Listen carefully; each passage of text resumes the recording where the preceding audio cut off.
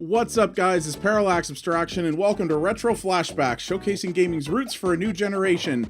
It has been far too long since I've done an episode of this series, I know, and I'm hoping to bring it back with a little bit of a bang here. So, as you guys may know, if you've been around for a while, I never got to do a video on the NES Classic. Those things, when they came out, hit the public zeitgeist like a broadside and became impossible to find, and I never did find one, unfortunately. In lieu of that, I did do a video on what turned out to be the burning train wreck known as the Retrobit Generations, which it turns out became one of the most popular videos on my channel for reasons I'm still not entirely sure of. But I'm happy to report that we are back to do an episode on the Super NES Classic. I did manage to pre-order one of these bad boys, and it did show up, and I'm really excited to show this off to you guys.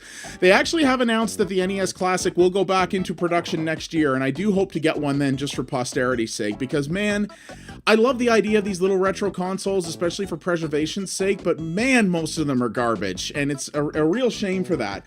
But I wanted to show this one off to you guys to let you know, is it any good, and in particular, is it worth the $20 higher price point this time around, or $20 US at least.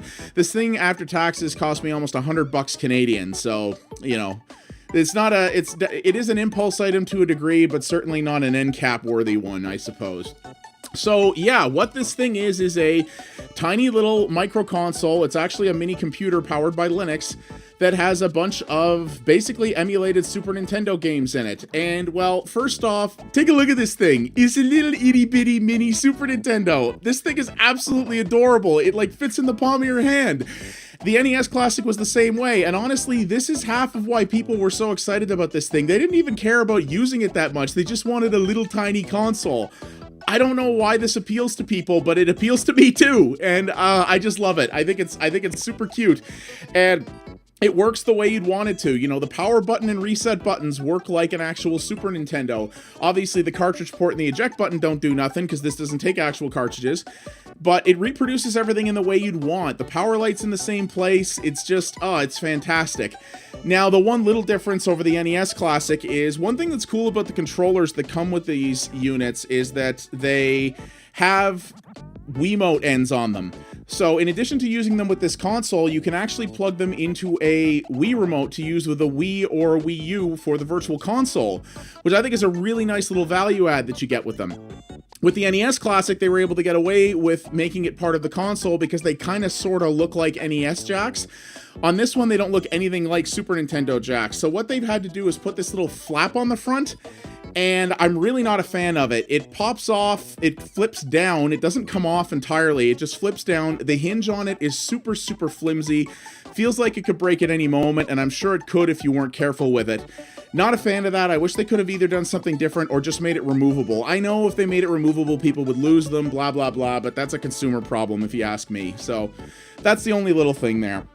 But the great part is, the controllers for this are bang friggin' on. They are the same size as Super Nintendo controllers, they feel like Super Nintendo controllers, they have very similar build quality, and the cords on these things are still too bloody short. The NES Classic only had a 1-foot cord on the controllers. It was either 1 foot or 2 feet. It was stupid. It was so short.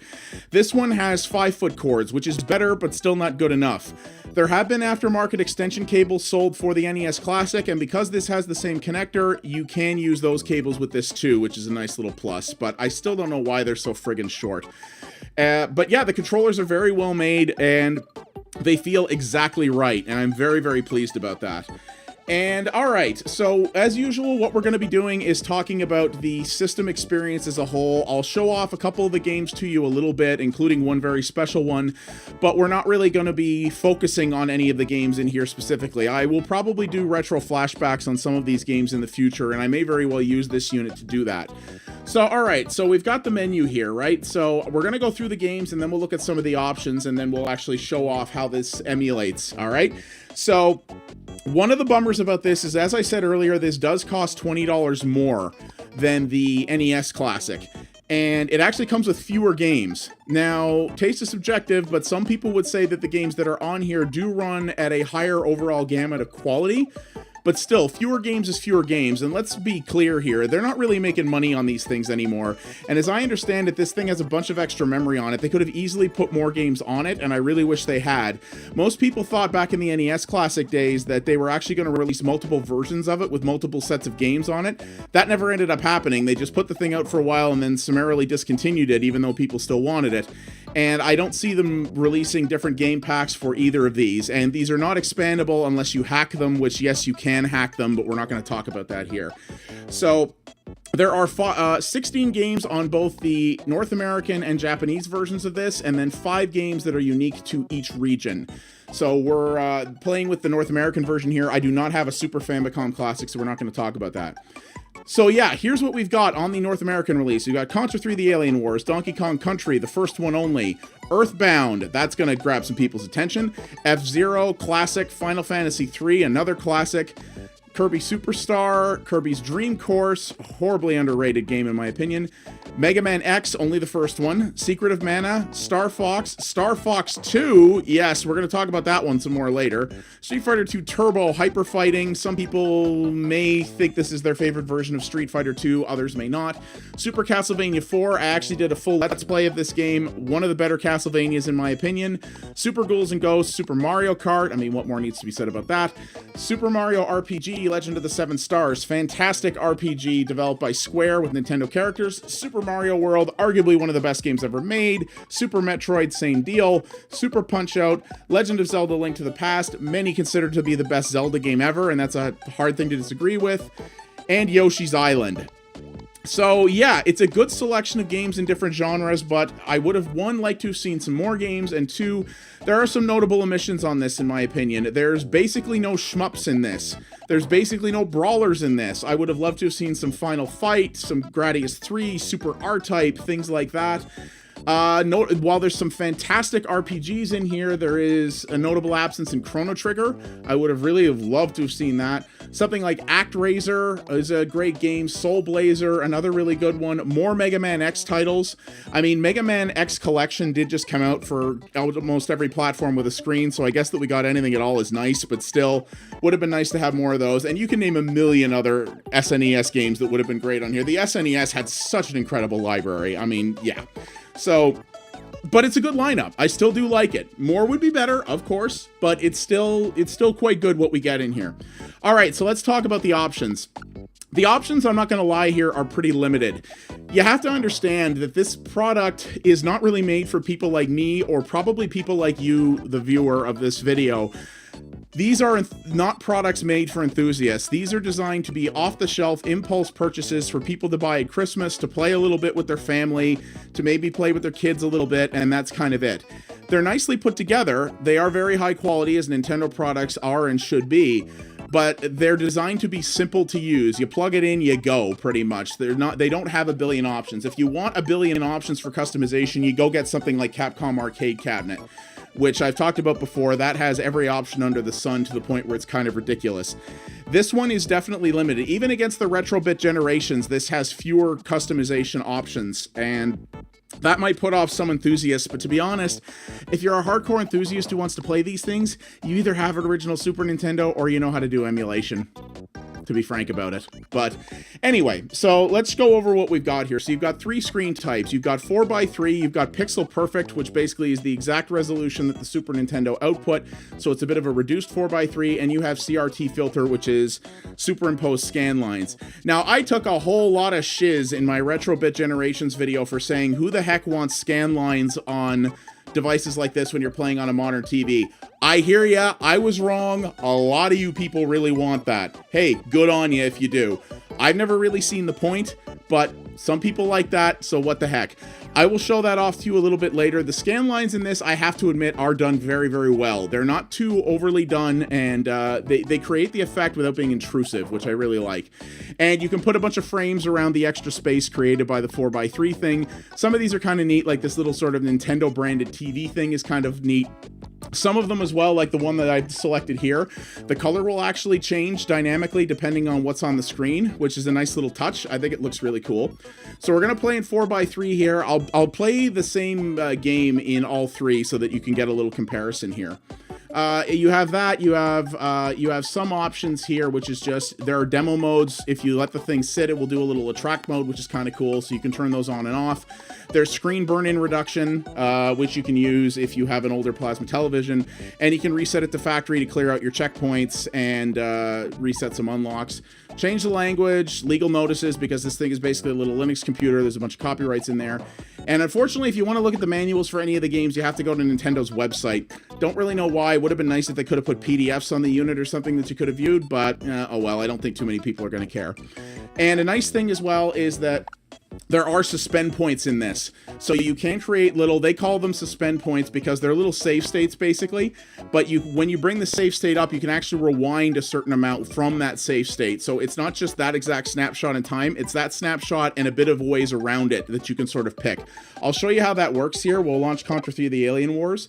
It's actually a very nice little system, and I like it quite a bit. So let's just do this and I'll show you how it works. It's pretty neat. So, yeah, let's talk about the emulation as well while we're at it. So, the NES Classic took a little bit of stick because, despite the fact that it did a generally good job, it had a couple of problems, namely that it did not emulate one of the NES sound channels properly. So, several different games, including prominent ones, especially like Super Mario Bros. 2 and things like that, the sound was off. And it was very noticeably so. If you played it, you'd be like, this doesn't sound right. This doesn't sound like the original game. That was really unfortunate, and because these units are not online enabled, they could never fix it. It was never updated. And that was a real bummer to a lot of people when they heard it, myself included. You know, these things don't have to be perfect emulation. Again, these are not enthusiast-grade products. You know, if you want 100% emulation, you're gonna do it a different way, right? Alright, we've been playing this for a little bit, so let's back out here and I'll show you this. Now, here's one thing that this does retain from the NES Classic that really annoys me.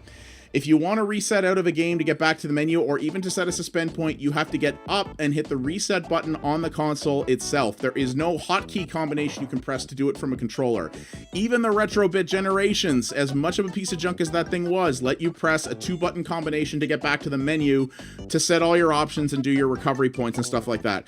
The NES Classic did not do that. This does not do that. I don't get it. I think that's kind of a dumb idea. I don't know why they leave that out, but, you know, it is what it is. Okay, so here's what happens. You want to go to your restore point, you pick it, you bring it up here.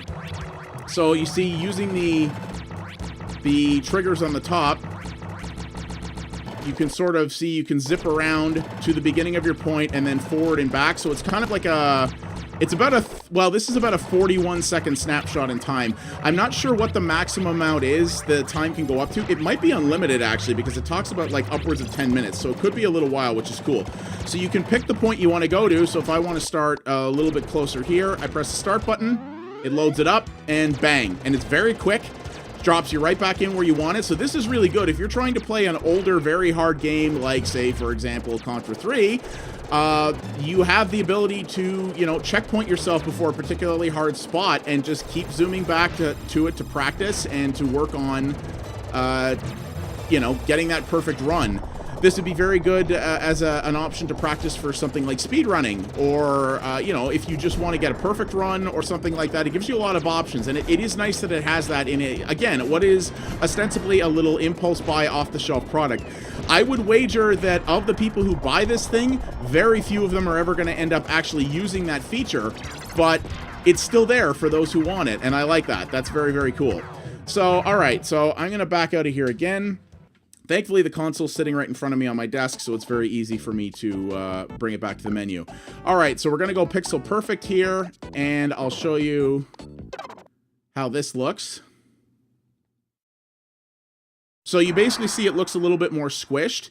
It does, but again, this is the most accurate representation of the way this would have looked on the original Super NES. Now, would a force stretch 16:9 have been nice, or a 16:9 anamorphic stretch where it basically is able to fill out a widescreen while more or less keeping the aspect ratio accurate? Yeah, that would have been nice. A lot of these off-the-shelf consoles do that. Even a lot of emulators do that. Purists will tell you that that's not right because that's not the way these games were made to be played. Yeah, maybe not, but again, this product is not made for enthusiasts. I think some people are going to be like, why do I have so much wasted space on my 16:9 TV, especially if they're playing on, you know, a 60-inch television like I have. It would have been nice to see that. I'm not going to lose any sleep over it being missing, but if that is important to you, if you really hate the black bars, then yeah, you are going to have that limitation when using this. So there is that to think about. All right, and let's check out the scanline implementation. So once again, people have said that this is important to them. So we're just going to overwrite that there. There we go. So here's the scan lines, and as you can see, it's fairly subtle. It does make things look a little blurrier, but that's to a certain degree accurate when you're trying to emulate scan lines from an old school television. I actually like it. One of the reasons I don't like scanline implementations in most console boxes is that they're very overdone. They're very exaggerated. You look at it and go, come on, man, scanlines never friggin' actually looked like that back in the day unless you were on the cheapest of televisions. So this is very cool for that reason, in that it does it does recreate the experience, and in my opinion, in a much more accurate way. Maybe a little dial to adjust the intensity of the scan lines would have been cool, but again, not an enthusiast product. You don't really need it to go that granular. And it's there if you want it, and if you don't, well, you can just turn it off. It's no big deal, right? And as you've seen there, that color around the screen was changing. I'll show you guys as well. Let's go back to 4x3, and I'll do this one. This is another frame I really like, the little Nintendo television thing. So let's go pick another game that's fairly intense here, and I'll show this to you guys. This is F-Zero, which I've done a video on before. Fantastic, you know, fairly feature light, but fantastic Mode 7 racing game that really showed off the Mode 7 capabilities of the Super Nintendo, which was one of its very unique graphical selling points. So, yeah, I will tell you that the emulation quality, at least on this, to me, is actually quite good. I have not encountered any audio problems like the NES Classic had. I've not encountered any oddball slowdown. The slowdown that you will experience in games on this is accurate to the games to how those games ran on an original Super Nintendo. I actually went back and loaded up some of these games in Hygan, which is an emulator that is known to be pretty much the most accurate emulator for the NES and the Super NES you can get. It is as close as you can get to playing on an actual system. Some say it's basically exactly the same. And I couldn't see any perceptible difference. Now, despite being a retro enthusiast, I do not go to the level that some people do. I have no doubt that there are already threads out there on some message boards of people saying this is wrong, this is wrong, this is off, this is, you know, this is incorrect. They may very well be right, and I'm not going to dispute that. If you are someone for whom detail and hyper accurate reproduction is that important to you, hey, listen, I don't blame you whatsoever. But if you are one of those people, this device is not for you. Not even a little bit. For the type of people that this is going for, I think this thing is very well made. I think it does. I don't think every console needs to be uber hyper crazy accurate necessarily. Every one of these retro systems, but they need to me, come across as if they were made with love and respect for the integrity of the product to which they are representing. That is why I got so very angry at the Retrobit Generations, because that product was a quick cash grab that clearly had no respect whatsoever for the source material and didn't care about preservation. It just wanted to get out as soon as it could to capitalize on the shortage of the NES Classic. That is not the case with this, and unfortunately so many of these devices are like this. Almost all the devices made from AtGames are like this. And you have to understand, this, even the really crappy devices generally sell well. All the AtGames consoles are universally panned as being terrible, and yet they sell because they keep making them. And where I have a lot of respect for this system versus those ones is that Nintendo doesn't have to care about this thing being very good. I mean, the zeitgeist for the NES Classic, and it had a couple of flaws, already shows that people will line up to buy these things just because a bunch of people, many of whom probably don't play games anymore, are like, oh man, the Nintendo, I remember that, man. You're telling me I can pay 60 or 80 bucks and get a whole bunch of my old favorite games and I just plug it into my TV and go, that's awesome! And yeah, that's all they want. And if the systems don't run like they remember, in some cases, even if they run notably worse, they'll probably be like, you know what? It's good enough for me. So Yeah, that's honestly the case in with most things. So I'm going to show you guys, whoops, sorry, I hit the wrong button there. So I'll show you a couple of the more technically advanced games. Donkey Kong Country, this is a game that really impressed people at the time, not just because it was a good platformer, but because of the sort of ray trace style graphics that really kind of were a step up for the Super Nintendo back in the day. And yeah, again, I haven't run every one of these through an emulator, but everything, and some of these are games I never even played that much back in the day, but most of them here are, they emulate pretty well as far as I can tell, if not bang on. And that makes me very happy. I think this is something that, even though it's clearly not designed for the hardcore audience, could appeal to them simply because the hardcore audience, you know, they want quality, and I do believe this has that, and much more so than a lot of other boxes that are out there on the market trying to do the same thing. But it is clearly made with love and attention. I mean, that's the thing with Nintendo. You can talk about Nintendo and their many flaws. Like, I can talk to you about the fact that I'm probably not going to make any money off of this video because Nintendo are insane with copyright, and this video will probably get copyright claimed within moments of me putting it up. And yeah, there are things about Nintendo that I really don't like, but the one thing that I have always respected them for is that they are very much about quality. They believe in building quality hardware. Their games are always immensely well polished. Let's check out Mega Man X here. Darn, I keep hitting the wrong button. Sorry there. Their games are always incredibly well polished, and it's clear that their stuff is made by people with passion and who care about the company. I mean, heck, most of the main players at Nintendo, in terms of their developers and designers and that, have been with the company since the NES and Super NES era. Some of them probably worked on this friggin' thing. You know, they've been around a long time, and they've stuck with the company because they believe in what they're making. And that level of passion and creative integrity tends to come through on most things Nintendo makes. Even things like, you know, the Virtual Boy or the Wii U, stuff that didn't hit. You can still tell that the people really believed in it and that they were making it because they loved it, not just because it was a job and something they had to do. And that comes through with this. They could have done a much more half-assed job with this and the NES Classic and still sold more of them than they could possibly make. Despite there being way more SNES Classics in the wild than there were NES Classics, they're still incredibly hard to get at time of recording. So, but it didn't matter to them because they were like, no, man, if we're gonna do this, we're gonna do it right. And I always will respect Nintendo for that, even at some of the times when they try very hard to really annoy the crap out of me. You know, they did this well. And when you compare this against something like the Retro-Bit Generations, I mean, there is no comparison. I mean, this thing puts the Retro-Bit Generations and basically anything Act Games has ever made to complete and utter shame. I mean, this is an absolutely very well put together system. And yeah, I think they did a really good job with it. And I think including 2 controllers in the box with this one, even though it does command a higher price, was a smart move. Because a lot of these games do have co-op, and I think even if it does raise the price, it's one more barrier to entry removed. You know, even if you were, when the NES Classic was out, you know, it was impossible to find the second controllers, and even if you could, it's one more thing that someone who wants to play with this thing has to purchase. They have to go, oh, you mean if I want to play with my kid and not just myself, I got to buy another thing? Oh, I don't want to do that. But they've simplified it one step further by saying, okay, here, you know, it costs a little more, but here's the second controller in the box. I think that's a very smart move.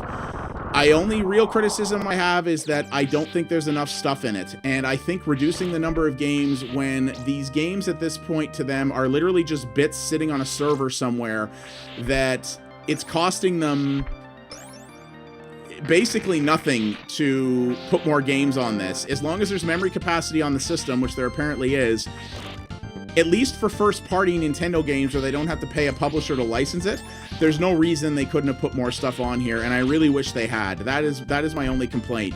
You know, some of these systems, like the Retro-Bit Generations, may have been a low-quality machine, but it had 100 games on it.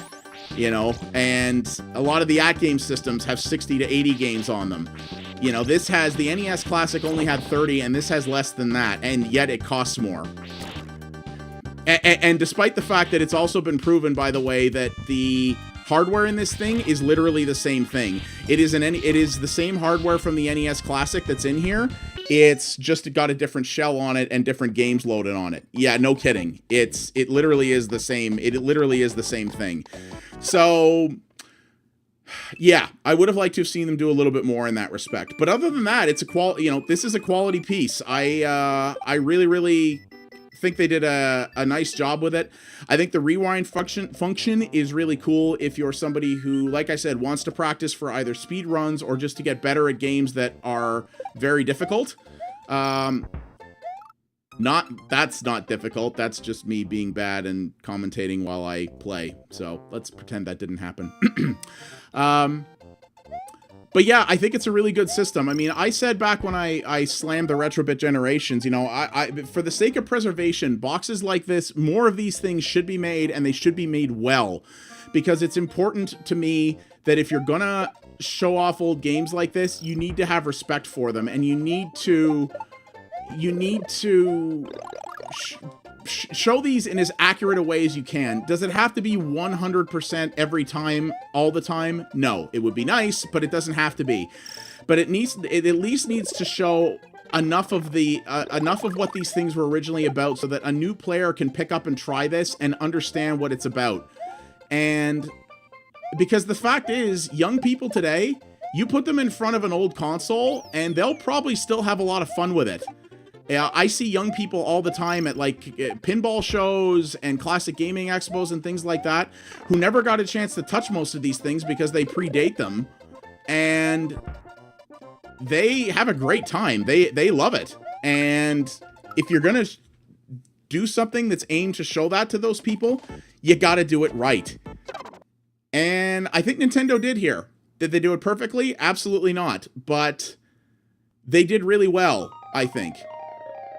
And like I said, if you are a super hardcore enthusiast, you've probably already found weird little bits wrong with this thing in terms of the emulation or other strange things like that. You're probably nitpicking it apart. And I'm not going to fault you for that. I have nothing but respect for people who are hardcore enthusiasts and who really want to see this stuff preserved absolutely pixel perfect. That's not what this is made for, and those are not the people that this is made for. But I think the audience that it is targeting is very good. I think this is a little too expensive for you to just walk in on a whim and buy one. And if you're someone who's going to buy this thing, play it once or twice, and then put it on a shelf and never touch it again, I think that's kind of a shame. And I think that might be a little bit of a waste of money for you personally, but it's, it all depends. Taste is subjective, and if that's enough value for you, that's great. For me personally, I'm very excited for this because I never finished Final Fantasy III back in the day.